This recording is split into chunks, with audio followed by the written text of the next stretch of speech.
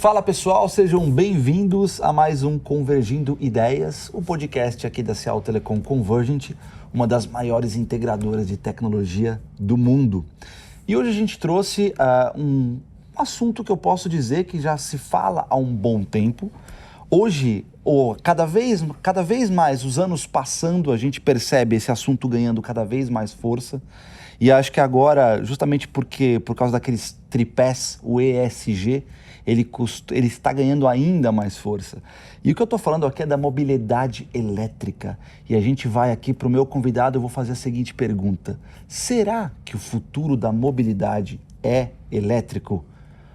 Wilson Moraes está aqui comigo da ABB, gerente de produtos e soluções de mobilidade elétrica na ABB Eletrificação. Seja muito bem-vindo, cara. Obrigado pelo convite, Eric, e obrigado a Cial pelo espaço aí que está abrindo para a gente falar de um tema tão relevante, Exatamente. Que é a mobilidade elétrica. Exatamente. Já preciso responder de bate pronto sua pergunta já? Não, vamos deixar aqui no suspense para o pessoal, senão o pessoal não assiste até o final, cara. Tem coisas interessantes aqui. Então vamos lá. Conta um pouco, quem é a ABB? A ABB, ela é uma empresa sueca, já está no Brasil há mais de 105 anos. Ela é uma binacional, né, multinacional, como eu comentei. A gente está presente em toda a área, desde de tecnologia, de engenharia, desde a área de geração, distribuição, até a área de proteção. Então, é um grande fabricante, né? Desde a história da ABB no Brasil começou com a instalação do bondinho do Pão de Açúcar. Então, muito lá atrás, já está envolvida com a cultura do país. Caramba. Passando aí até com a construção de Itaipu.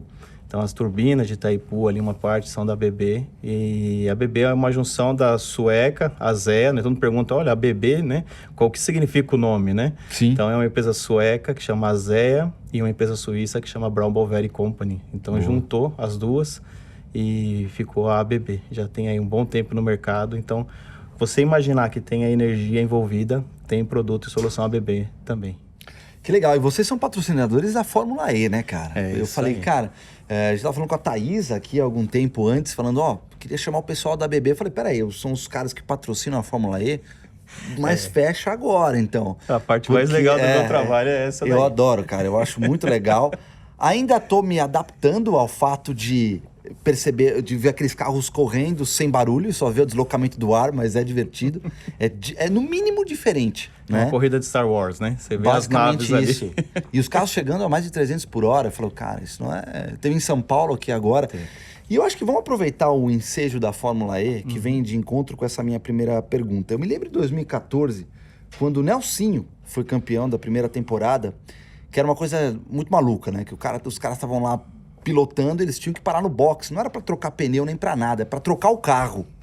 Né? Os caras tinham que pegar outro carro porque a autonomia da bateria naquela época não dava certo. Né? Não ia até o final. E hoje, quando a gente vê um campeonato de Fórmula E, ele consegue fazer praticamente o mesmo tempo de corrida, algo muito próximo, porque normalmente é por tempo a Fórmula E, que você tem um tempo de corrida mais uma volta. Né? Assim que se define, até onde eu me lembro, tá? Então eu lembro que tinha um certo tempo, era um certo tempo da corrida, mais uma volta para chegar no final. E os caras tinham que trocar. E hoje não precisa mais. Cara, e essa evolução da bateria? E isso aconteceu, se eu não me engano, essa troca de carro, ela parou de acontecer, deixou de acontecer a partir de 2018. Ou seja, começou em 2014, 4 anos depois, a gente já estava nessa situação da bateria, ter uma bateria só para uma corrida inteira. Fala um pouco dessa evolução das baterias, cara.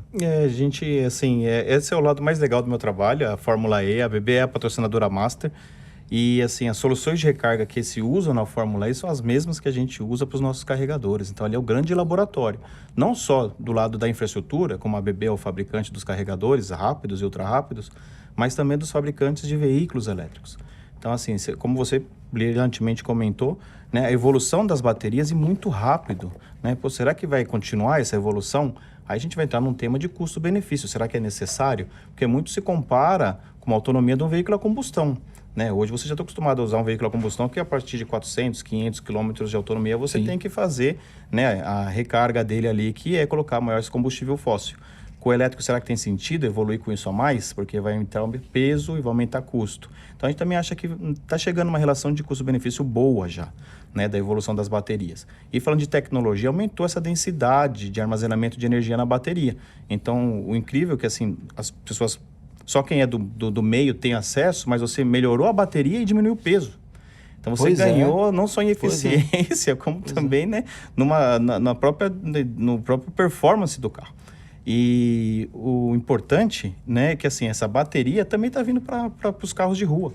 Então, esses fabricantes, a gente está vendo esses carros, os primeiros carros elétricos que foram lançados, aí estou falando de uma história curta, né? Porque se a gente pegar o pessoal que gosta, vai falar que o primeiro carro foi elétrico, lá em 1900 alguma coisa. Exato. Né? Então, a gente já tem uma história. Outros vão falar que o carro elétrico já veio, já falhou na história, e faz parte. Toda nova tecnologia, né, ela fica até que uma outra tecnologia se mostra mais eficiente, ou mais eficaz, ou melhor custo-benefício que está vigente. E o veículo elétrico que a gente está vendo hoje, esse modelo ali, por 2010, 2008, ele também tinha uma autonomia pequena. Então, quando começou a melhorar a tecnologia do desenvolvimento da bateria, né, que é de íon de lítio, a grande maioria, a mesma do celular, então você aumenta a autonomia. Então, os primeiros veículos também tinham autonomia pequena, 80 km, 100 km. E hoje a gente está falando de veículos que têm autonomia, os menores, aí, 250, 300 km, 400 km, os premiums aí 400, 500 km com uma recarga. E ainda você consegue fazer recarga rápida, ultra rápida na estrada. Então tá falando de 100 km em 8 minutos. Tem carregador da BB que é 350 kW. E tem carro que carrega nessa potência, né? E consegue fazer aí 100 km de autonomia em apenas 8 minutos. Você parou em 8 minutos, ele já atingiu 100 km de autonomia. E na Fórmula E, tudo isso está sendo provado ao extremo, né? Ali é tudo muito profissional, né? Os pilotos, né? Eles são ali os melhores que tem na categoria, mas toda essa tecnologia está sendo colocada à prova, a exaustão, ali teste, mais teste, mais teste. Tá certo que é um ambiente controlado, mas a pegada da Fórmula E que tem a ver com a ESG é que ela é sustentável. Então ela é carbono neutro e ela tem que mostrar que aquilo ali, além de ser um esporte, ele está desafiando a cidade, ele provoca a cidade. Então, quando veio para São Paulo, provocou a cidade de São Paulo. Assim, poxa, como que está a eletromobilidade aqui em São Paulo? Como está a eletromobilidade no Brasil, na América Latina? Por quê? A Fórmula E ela não é uma fórmula de autódromo, ela é de circuito aberto. Exato. Então, ela fecha a cidade. Aqui foi no IMB. Né? Todo mundo perguntou, pô, mas vai fechar a marginal? Não precisou fechar a marginal igual a Indy fez. Né? Mas, assim, a ideia é que é emocionante tanto quanto. E você está usando o carro, por mais que seja um esporte de alta performance, está usando ele num ambiente que você usa todo dia. Quem é de São Paulo passa por ali comumente, né? E tem umas coisas interessantes quando a gente fala da mobilidade elétrica, principalmente da usabilidade, da forma com que a estrutura do motor elétrico é feito.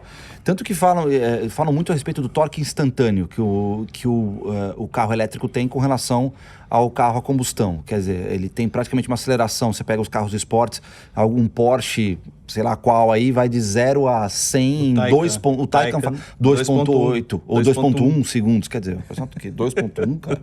Deixa a alma pra trás ali. Os fãs de Porsche que me perdoem, mas deve ser similar ao 911 Carreira Turbo. Esses carros que também são de combustão, são lindos, maravilhosos, mas o Taycan 100% elétrico também, ele faz a mesma performance de arrancada. É uma loucura, porque na verdade o que acontece é que existe uma melhor utilização de todo o sistema, porque quando você tem a combustão, até a queima, você tem perda de potência, perda de força nesse processo todo de queima. O que, no final do dia, me parece que o motor elétrico sabe utilizar isso um pouco melhor, não? Para quem é da elétrica, assim, isso já é mais comum. Né? Quando a gente fala de motor elétrico, de drive, de acionamento, a gente já está falando de super eficiente. A gente sempre fala que a eficiência está acima de 90%, né? Ou 97%, 98% é a média. E isso para modelo a combustão não se aplica. O modelo a combustão, a eficiência dele é muito baixa. Né? É uma tecnologia que, assim, muito antiga. Por mais que você tenha sistemas hoje super eletrônicos desses carros a combustão, que fazem essa gestão, né? Que você consegue fazer gestão da temperatura do disco de freio, gestão da frenagem, gestão da utilização da injeção eletrônica, ok. Né? Mas o carro elétrico ele já é uma quebra de paradigma, ele já é uma outra tecnologia. Então o carro por fora, ele é igual. A suspensão vai ser igual, os bancos, né? Mecanicamente ele é igual. Mas quando entra no motor, no conjunto, né? Que a gente chama de powertrain ali, que é a bateria, o motor e o conversor, aí é o do universo da elétrica já. Então, ali já é tudo alta performance, é tudo de uma eficiência já acima da casa dos 95%. Então, você tem esse torque super instantâneo. Então, para quem dirige, né, carro elétrico, você fala assim, mesmo que seja um carro, não precisa ser um super esporte, mas um carro elétrico normal, né, quando já vai fazer ali a arrancada, se você tirar ele do Economode, porque ele tem o Economode, que é o modo urbano, ele vai dirigir ali na boa. Mas quando você já pisa, ele já dá essa sensação de colar no banco. Sim. Então você fala, né? Assim, quem já dirigiu um super esportivo vai falar assim, nossa, né? Lógico que não é a mesma sensação, mas se você cola no banco quando você já arranca, você já fica assustado. Sim, né? sim. Aí você fala assim, poxa, que legal. Sim. Né? Então, assim, é uma outra tecnologia. Então, ali já muda tudo de figura. Exato, né? exato. Então, você já foi picado ali pelo bichinho do carro elétrico. Exato. Ali você já vai falar, poxa, eu quero um desse. E como é que, no sistema, você falou que tem uma certa autonomia, carros que chegam a uma autonomia de até 300 a 400 km de distância. Como é que é o sistema? Existe, por exemplo, vocês se aproveitam de um sistema como, por exemplo, o CARES, que se utiliza da frenagem do carro para abastecer um pouco a energia da bateria, para continuar dando essa durabilidade? Como é que funciona esse reabastecimento em movimento, digamos assim? É exatamente isso que você falou. Assim, no mesmo modelo que tem naqueles veículos a combustão, que são híbridos também, né? Ou não, somente 100% combustão, mas assim, a frenagem ela pode fazer a geração. Né? Então, quando você está frenando, quando o carro não está ali acelerando, ele está regenerando energia para poder recarregar a bateria. Todos os veículos elétricos eles fazem isso. Então, quando você está dirigindo, até o painel dele já te indica.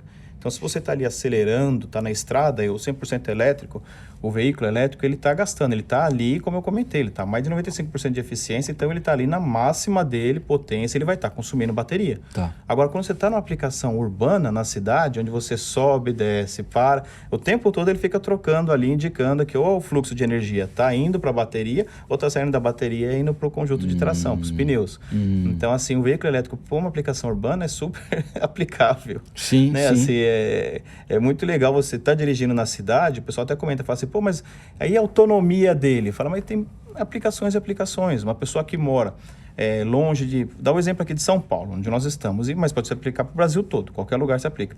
Se você mora nos arredores da cidade, você precisa dirigir para ir e voltar da sua residência para o seu trabalho, né? Já compensa ter um veículo elétrico. Ah, mas eu vou ficar na mão? Não. Nós temos a infraestrutura, que a gente pode falar um pouco mais para frente, que são essas de rodovia, mas a grande maioria dos veículos elétricos são carregados na sua residência. Então, tem os carregadores que você instala na sua residência, as empresas especializadas instalam na sua residência, tem automação envolvida, né, para poder até gerar um benefício, uma qualidade de vida melhor para o usuário, para o dono do veículo elétrico. Então, ele chega, coloca para carregar, não necessariamente vai começar a recarga naquele momento. Pode ser que seja um horário de pico. E a automação detecta que a energia está sendo utilizada para outras aplicações, por exemplo, chuveiro elétrico, ferro de passar. E aí, ele não vai usar a energia total naquele momento. Talvez ele vai agendar, vai postergar o início da recarga. É possível você agendar pelo seu app, ou então ele mesmo já entende, na automação inteligente, ele já entende que, olha, está consumindo para outros, nesse momento não precisa, e aí ele vai começar a carregar quando estiver sobrando energia na rede, que vai ser depois do horário de pico, depois das 8, 9 da noite, ele começa a fazer a recarga. Então, a grande maioria carrega à noite. De forma inteligente. De forma inteligente. O usuário, ele nem presta atenção muito nisso. Se ele tem esse percurso, ele usa para trabalhar, ele usa no dia a dia dele, é igual ao nosso celular. Você chega e coloca para carregar. É automático.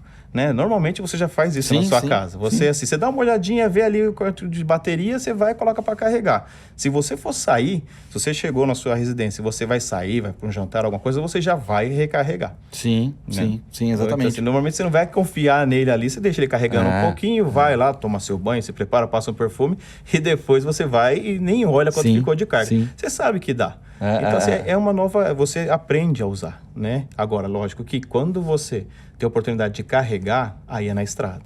E aí é onde a ABB tem os carregadores ultra rápidos, aí com os parceiros dela instalados em rodovias para poder fazer. Aí na estrada você não vai querer esperar horas, né? O carregador que a gente tem na nossa residência, ele tem até uma potência limitada. Por quê? Porque também, né, não pode puxar muita corrente, né? O circuito é outro nível de tecnologia. Então, a ideia é que ali ele faça uma recarga... O pessoal chama semi-rápida, mas é assim, é uma recarga de algumas horas. 4, 6, 8 horas, você vai fazer durante o pernoite. Ah, no escritório também pode ter? Pode. No shopping center pode ter? Pode. A gente está vendo muito carregador em shopping center, no escritório, como aqui tem, né? Até porque é uma questão de ESG, o prédio, quando ele é sustentável, ele tem a certificação LEED. Sim. E carregador de carro elétrico, ele dá alguns pontos ali na certificação LEED. Então, ajuda o condomínio, né, a atingir a certificação que ele precisa. Algumas cidades, elas colocam como obrigatório. Então, aqui em São Paulo tem uma lei de 2021, salvo engano, onde os novos empreendimentos residenciais ou comerciais, eles precisam ter um percentual de vagas para veículo, para recarga de veículos elétricos e híbridos plug-in e híbridos plug-in. Agora, muito se fala a respeito das baterias em si, né? O que fazer com as baterias uma vez que que a vida útil ou os ciclos terminam, né? E a gente estava conversando um pouco disso, que ainda assim existem uma outra forma ou um segundo uso das baterias, o que isso me pareceu digamos que um certo alento para a própria natureza. Quer dizer, você saber como utilizar melhor. Como é que a gente pode dar esse segundo uso para as baterias uma vez com ciclos ali terminados para o veículo? Eu vou falar de um tema assim, um pouco mais aberto. Assim, a bateria, ela é a parte mais, assim, dos componentes que compõem ali o veículo elétrico, ela é a mais cara. Tá. Né? Então, assim, e brasileiro é super criativo. Ah, né? sim. Então, assim, a gente nunca vê um carro sair de linha no Brasil, né? O brasileiro sempre reforma os carros, dá um jeito, relança, né? Então, eu acredito que para o nosso mercado também vai ter segunda, terceira, quarta vida de bateria mesmo, porque se a bateria é o mais caro, ela não vai ser descartada. Sim. Mas no mercado como um todo, principalmente nos mais maduros, a gente vê no mercado norte-americano, no mercado europeu, né? A bateria, eles falam muito second life, mas é preciso entender como que funciona essa bateria. A bateria tem uma capacidade de armazenamento. O fabricante indica que ela vai ter X mil ciclos. Então, está no manual dela ali, cada fabricante determina. E, por experiência, esses ciclos vão levar aí de 7, 8 até 10 anos da vida da bateria. Mas vai descartar a bateria depois? Não. Ela só vai perder capacidade de armazenamento de energia. Então, se o carro saiu de fábrica com uma capacidade com uma autonomia, né, ele vai perder aquela autonomia ao longo dos anos. Então, se ele rodava 400 km, pode ser que daqui 7, 8 anos ele vai rodar 300 km, 250 km. Vai deixar de usar? Não.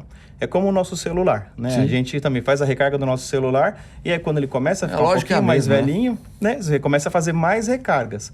Né? Quando que você vai trocar o celular? Quando aquela bateria não atendeu o uso que você dá para ela.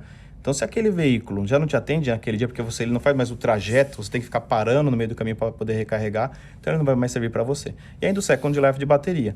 Algumas empresas apostam muito no energy storage, que é usar essas baterias para armazenar energia, porque aí também, quanto mais você aumenta o número de veículos elétricos, mais energia você vai consumir da rede.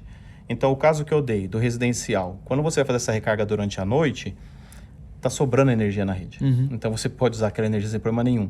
Né? Garagens para ônibus elétricos, quando que vão ser usadas? Também é durante a noite. O ônibus para à noite. Sim. Ele vai parar ali para da meia-noite às 4 da manhã para poder fazer a recarga. Está sobrando energia na rede. Agora, no dia a dia, quando você vai fazer num posto de combustível e tem ali o carregador de veículo elétrico, o que pode ser interessante é colocar esse energy storage, porque durante as 5 da tarde até as 10 da noite, que é o pico, ele vai usar a energia armazenada através de um sistema fotovoltaico. Que pode ser de um sistema fotovoltaico ou dessas baterias? Essas baterias, o sistema fotovoltaico, ele abasteceria essas baterias já utilizadas? Isso, exatamente. Assim, ali é mais um armazenamento, um energy storage.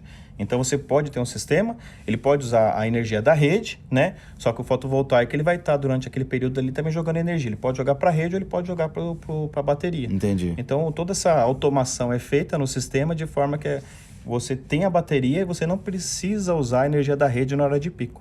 Então, quem chegar para carregar naquele horário vai usar a energia do Energy Storage e não da rede. Boa. Então, quer dizer que... porque se fala muito, né? Eu acho que não dá para se negar que existe um lobby de petróleo enorme. Então, não dá para saber quem que cria essas histórias. Mas, no final das contas, você está dizendo aí que tem uma segunda utilização, talvez até uma terceira, quarta, quinta, sei lá quantas, da utilização da bateria, né? Agora tem um outro ponto importante. Infraestrutura energética, né? A gente fala muito, principalmente quando você fala de adoção de uma certa tecnologia, existe uma preocupação de o quanto você tem de infraestrutura para conseguir manter aquela tecnologia funcionando. Hoje é pequeno, né? Eu trouxe aqui alguns números interessantes, que é a ABVE, que é a Associação Brasileira do Veículo Elétrico. A ABV faz parte. Faz parte, boa. Bom saber. Vou trazer alguns números interessantes. O primeiro quadrimestre de 2021 foi o melhor da história nos emplacamentos de carros elétricos no país, incluindo modelos híbridos e elétricos, com 7.290 veículos novos emplacados de janeiro a abril de 2021. Um aumento de 29,4% em relação ao primeiro quadrimestre de 20, quer dizer, já um aumento considerável. E aí vem uma estimativa que a partir de 2025 os carros elétricos representam 10% das vendas globais de veículos de passageiros. 2025 já está batendo na porta. Passando para 28% em 30% e 58% em 40%. Quer dizer, a possibilidade que a gente tem de crescimento é grande.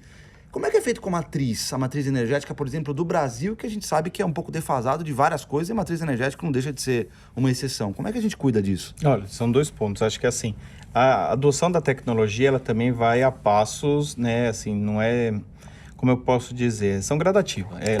A adoção não é tão exponencial quanto a criação, né? Exatamente, não é imediato, né? Então, eu estou nesse mercado já desde 2013. E todo ano a gente vê assim, grandes expectativas sendo atingidas, como os números da BVE comprovam, né? Só que assim, o mercado vai absorvendo. Então, assim, a gente vê que o impacto na rede é baixo.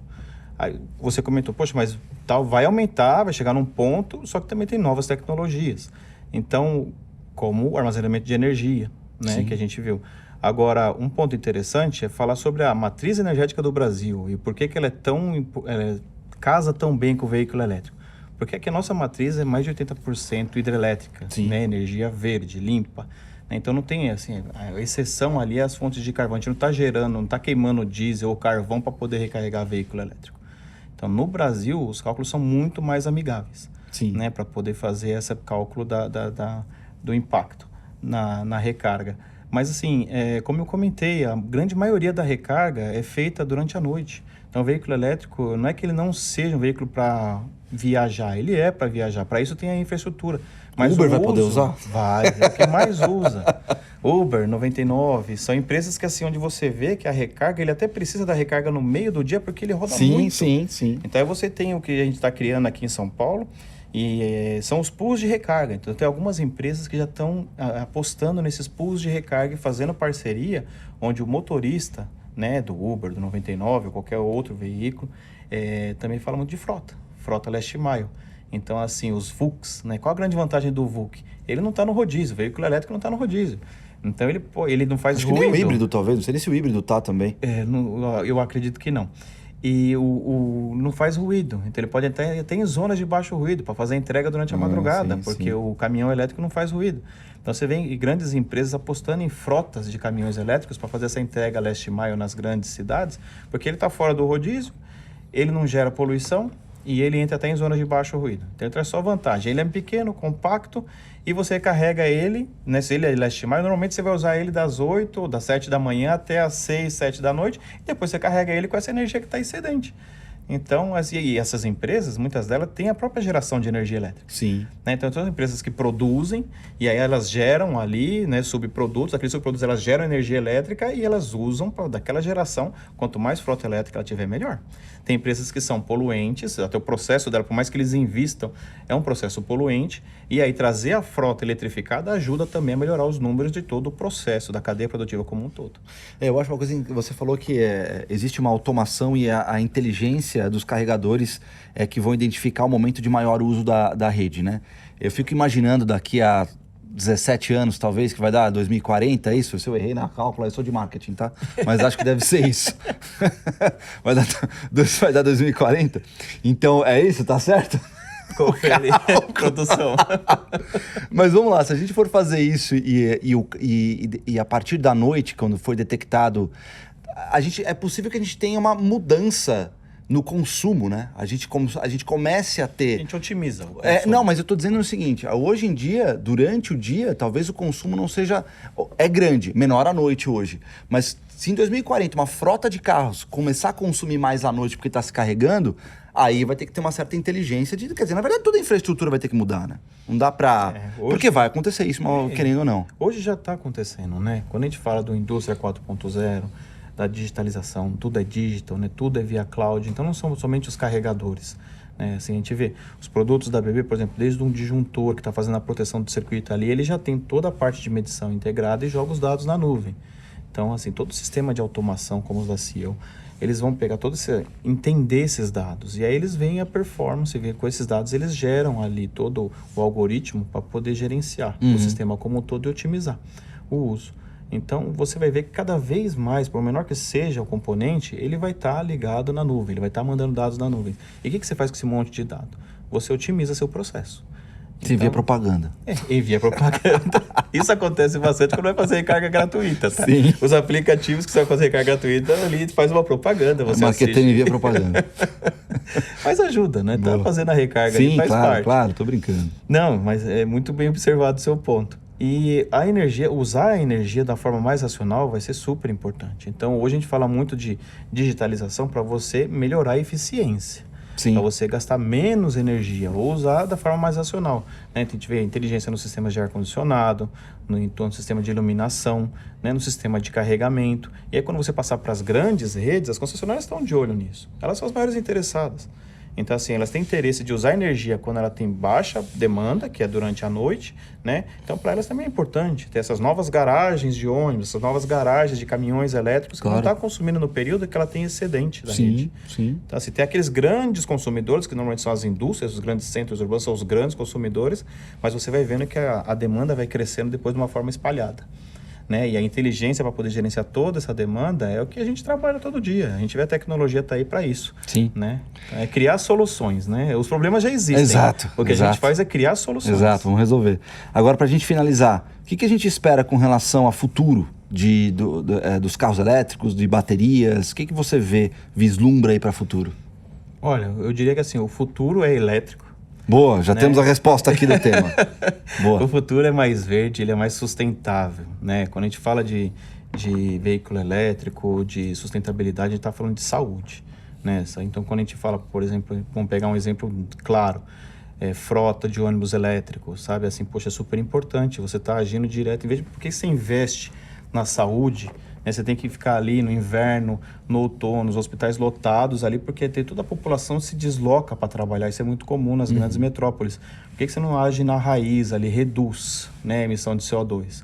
E aí a frota, de ônibus 100% elétrico, principalmente, ele trabalha na causa raiz ali de redução de CO2 direto. Ali vai livrar o quê? O investimento na saúde pública. Ele vai deixar de mandar as pessoas doentes para o hospital. Então você fala assim, poxa, é legal. E quando a gente fala de ônibus, de caminhão, então, mesma coisa. Sim. Você tem a troca gradativa. O governo, políticas públicas devem ser sempre desenvolvidas e discutidas com a sociedade, porque a gente está falando de saúde pública, está falando de bem-estar. Né? É muito legal você ver um vídeo de marketing onde está ali, o veículo não está poluindo, nada, mas pô, será que isso é real para o meu dia a dia? Sim, é real. Então, até que venha outra tecnologia que estava a combustão, estava aí durante anos e se provou mais eficiente do que o veículo elétrico lá de 1900 e pouco, e foi a que ficou. Hoje o veículo elétrico e as empresas estão investindo cada vez mais para poder fazer com que ele fique aí por longos e longos anos sendo a melhor solução. Vai ser ele o único? De forma nenhuma. Então, assim, as tecnologias elas trabalham, né, de forma ali paralela. Então, o combustão vai continuar existindo, o híbrido plug-in, o híbrido não plug-in, o 100% elétrico. E a gente já está falando de células de combustível, né, células de o hidrogênio verde. Então, assim, o tempo todo as empresas estão investindo em desenvolvimento de novas tecnologias. A gente vê muita universidade ajudando também. Então, cada vez mais também, a gente vê como que o público jovem vai lidar com essas novas tecnologias, porque eles são super conectados. Sim. Se você falar que tem que baixar um aplicativo para alugar um carro de car sharing, para eles é normal. Falar para um público mais antigo, ele vai falar assim, não, eu só quero comprar um carro. Não, e acho que no futuro, talvez, se essas pessoas, principalmente essa nova geração, quando você for chamar um Uber, ele vai dar, talvez, preferência até para um Uber elétrico. Já existe essa vertente assim. Achei tão legal isso. Não, tem empresas, até parceiras da BB, que eles têm frotas de carro elétrico, que eles são sharing. Nós, lá na BB, nós tivemos um veículo que ficava à disposição para os nossos vendedores, para os nossos colaboradores, onde no aplicativo você agendava. Então, você ia sair para fazer uma visita, você não precisava pegar um Uber ou nem usar o seu próprio veículo. Você pegava o veículo, estava abastecido e usava ele para se locomover, devolvia ele na estação da BB e você compartilhava. A geração nova, talvez ela nem queira ter 100% o carro dela. Ela vai querer usar e devolver. Então, você vai ter esse negócio de ter os dock stations, onde deixar esses veículos e eles vão querer usar, compartilhar, né? E depois ainda tem os autônomos, que a gente nem discutiu aqui. Sim. Que também, né, a gente sabe que... Vai dar para um outro podcast. Vai dar para outro podcast, mas assim, que já são realidade. Sim. Lógico que necessita uma série de aprimoramentos, aí entra numa outra seara, mas está acontecendo. Eles existem. Então, assim, respondendo a sua pergunta, o futuro ou o presente, né, já é elétrico. Boa. Muito bom, eu também concordo com você. Eu acho que tem um ponto fundamental que você colocou, que no final das contas as tecnologias elas não desaparecem por completo. Tudo bem que algumas desapareceram, acho que o telefone em algum momento deve desaparecer completo, o telefone fixo, imagino. Mas Filme fotográfico. Filme fotográfico, algumas coisas assim desaparecem, mas acho que Quando você fala de energia, eu acho que tem uma tendência muito grande a haver uma integração das coisas, né? Mesmo hoje, as hidrelétricas funcionando, quando você tem os níveis muito baixos das represas, é a termoelétrica que entra. Então você acaba tendo uma integração de energias aí que em algum momento ela vai ter que entrar. Quer dizer, por mais que seja por redundância, mas vai ter que entrar. Tem sistemas de controle, né? Você tem os triggers ali onde te indicam quando você deve atuar ou não. E aí tem as empresas que são responsáveis por fazer isso. Exato. Então é bom saber que eu acho que vai ter essa integração, dá para existir, dá para conviverem dentro do mesmo sistema, dentro do mesmo ecossistema, sem necessidade de lobby. Vai se perder um mercado aqui ou ali, mas vai se criar outros em algum lugar. Então é só você saber aproveitar. Acho que no final das contas é um pouco disso. Wilson, quero te agradecer, foi sensacional. Aliás, era um bate-papo que eu tinha muita curiosidade em fazer. Até como eu te falei, eu sou fã de Fórmula E. Eu falei, putz, vamos trazer a BB, porque eu acho que eu também tenho muita curiosidade. Além de ter feito a pauta, eu fiz com muito carinho para conseguir tirar o melhor e para que as pessoas aí conheçam um pouco do melhor do que a BB tem para oferecer e para saber um pouco como é que está o mercado de mobilidade elétrica. Obrigado mesmo, cara. Eu que agradeço. Boa. Gente, muito obrigado. Compartilhem. Esse tipo de conteúdo é fundamental para que todos saibam. Inclusive, a gente acabou de matar grande parte de, talvez, histórias que acabam aparecendo, que não necessariamente são verdade quando a gente fala de mobilidade elétrica, como, por exemplo, de baterias. Então, tem um segundo uso, né? Fala que é poluente. Não, existem formas de se utilizar uma bateria. Segunda, terceira, quarta, quinta, sexta, sei lá quantas vezes. Como o Wilson falou, nós somos criativos. Estamos aqui, todo mundo pensando junto. Eu acredito que o futuro é elétrico e cada vez menos poluente. Beleza? Obrigado, gente, e até o próximo podcast.